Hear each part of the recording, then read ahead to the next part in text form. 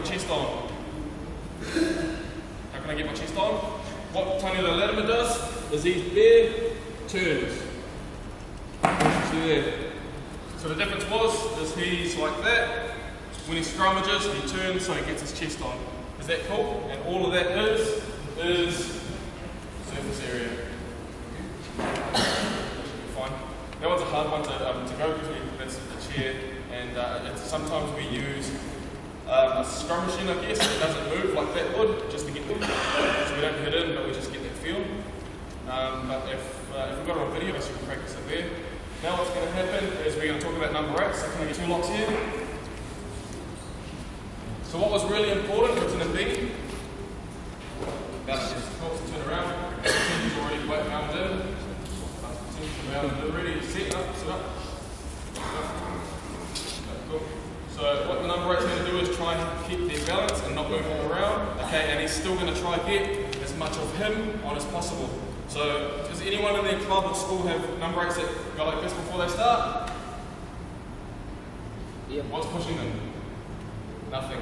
Okay, so get your head in, keep it on, and if you do need to have a look, okay, so put your hips across together. Cool. And if just a little bit, so all you're going to do when you move out is have a look at me. So when I want to come in, have a look, stand up. All you're going to do is you're going to turn your knee in. Is that cool? Just so I can get in. So turn around. So when I'm ready to get in, I'll do your tap. Turn in, stop, turn your knee in. Cool. What I'm going to do, get in, have a movement, put the knee back. I'm going to teach up. So teach it. And I've got as much of me on as possible.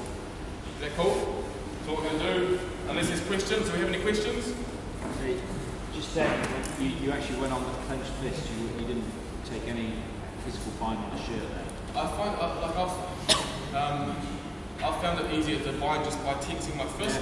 Now there's some people that can grab clothes as well, especially when I'm a prop, I'm going to grab clothes, I have to grab clothes so I can hold on to. For a number of personally me, I find it easier to tense up with my fist. Sometimes we can grab clothes or even just open palms on the waist, just tense it. Yeah, because still, if we grab clothes, we can still tense our fist up anyway. Question. So what we're going to do now, we're going to move to... I remember I spoke about you that the locks supporting the props from falling down. Cool, so when I set up, I try and set up while I'm leaning forward, 2 feet. Now I'm falling. So who holds me back? Locks do. So locks there. So good position, so tension. Cool. You're in there. All because of the work from my locks. So does the number move the lock at the same? So we'll talk about their feet and we'll talk about Burger Scrum. So props, we normally have our feet trigger. Is that cool? I try not to go through this because it's a bit hard. And it's very technical, but we'll go through it anyway, just brush through it.